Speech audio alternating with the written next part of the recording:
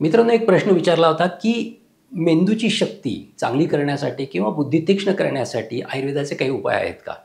आजकाल होतंय काय की रॅट रेसमुळे आपण सगळे पळत आहोत. त्यामुळे आपली एकाग्रता कमी झाली, कधी लक्षात ठेवा. आणि एकाग्रता कमी झाल्यामुळं आपलं लक्ष लागत नाही आणि आपल्या लक्षात पण राहत नाही आणि पुढचं काम जरी आपण आधी ठरवलं असेल तरी ते लक्षात येत नाही किंवा आठवत नाही.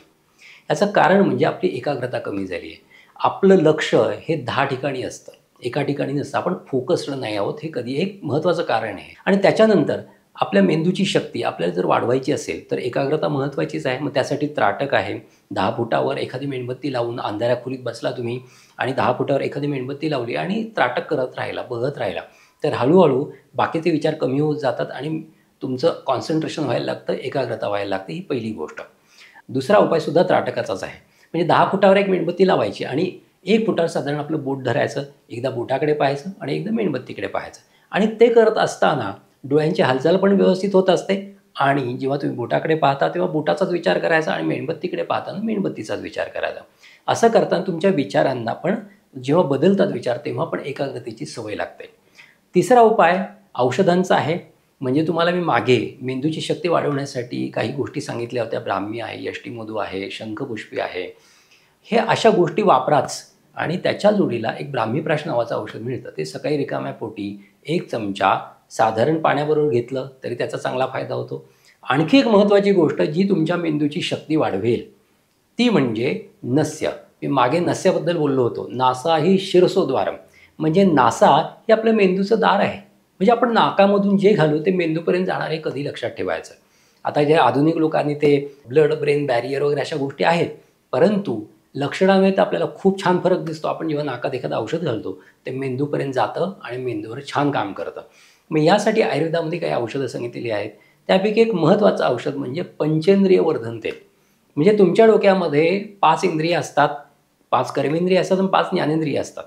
त्यांच्या कर्मांचं सशक्तीकरण करणं किंवा ती केंद्र सशक्त करण्याचं काम हे पंचेंद्रिय वर्धन तेल करत असतं. मग यासाठी सकाळी उठायचं, खांद्याखाली उशी घ्यायची आणि तुमचं डोकं असं पूर्ण असं झुकेल खाली आणि तुमच्या नाकाच्या नाकपुड्या वर येतील असं झोपायचं आणि प्रत्येक नाकपुडीत 3 ते 4 थेंब पंचेंद्रिय वर्धन तेलाचे घालायचे आणि त्याच्या आधी पंचेंद्रिय वर्धन तेल थोडं कोमट करून घ्यायचं. असं केल्याने हे तेल हळूहळू तुमच्या डोक्यामध्ये जातं आणि डोक्याच्या अवयवांना आणि इंद्रियांना बळकट करतं. आणि जेव्हा तुम्ही हे तेल घालता तुम्ही कमीत कमी एक 2 मिनटं त्या पोझिशनला थांबायचे आणि 2 मिनटानंतर उशी काढायची आणि झोपून राहायचं. एक 10 मिनटं झोपल्यानंतर परत उठलं तरी चालतं. आणि जे घशात ऑइल येईल किंवा तेल येईल ते थुंकून टाकून फेकून द्यायचं.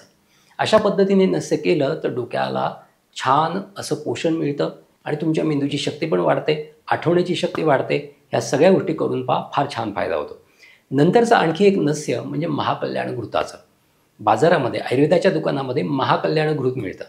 ते आणायचं, पातळ करायचं आणि त्याचे 4-4 थेंब, मी आता मगाशी सांगितली जी प्रोसिजर आहे नस्याची तशा पद्धतीने झोपून महाकल्याण घृताचे 4-4 थेंब जर नाकपुडी तुम्ही घातले त्याचा पण उत्तम फायदा होतो. पंचगव्य घृत जे आयुर्वेदाच्या दुकानातच मिळतं. पंचगव्य आपल्या सगळ्यांना माहिती आहे. गाईचं शेण आहे, गाईचं गोमूत्र आहे, गाईचं तूप आहे, गाईचं दूध आहे आणि गाईचं दही आहे. ह्या सगळ्या गोष्टी एकत्र करून घृत हे सिद्ध केलं जातं आणि ते सिद्ध घृत खूप छान मेंदूवर काम करणारं असं आहे. अगदी उन्माद अपस्मार म्हणजे एपिलेप्सी, नंतर वेडेपणा ह्या आजारांवर सुद्धा हे घृत उत्तम काम करतं. मग मेंदूची शक्ती वाढवतंच, हे पर्यायाने आलंच. त्याच्यामुळे झोपून ह्या घृताचे सुद्धा 4 ते 5 थेंब प्रत्येक नाकपुडीत दररोज नित्यनेमाने घातले तर तुमच्या मेंदूची शक्ती खूप छान वाढेल, मेंदूची तीक्ष्णता छान वाढेल आणि तुम्हाला आठवायला काहीही त्रास होणार नाही.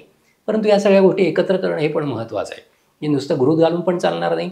त्याच्या आधी त्राटक, नंतर ध्यानधारणा आणि त्याच्यानंतर औषध आणि नस्य, ह्या सगळ्या गोष्टी एकत्र केल्या तर तुमच्या मेंदूची शक्ती नक्कीच वाढेल. ह्या गोष्टी करून बघा, तुम्हाला 15 दिवसात चांगला अनुभव येईलच येईल अशी माझी ग्वाही आहे. करून बघा आणि नक्की सांगा. कमेंट बॉक्समध्ये कमेंट करायला विसरू नका. पुन्हा भेटूयात एक नवीन विषय घेऊन. तोपर्यंत स्वस्थ राहा, मस्त राहा. धन्यवाद.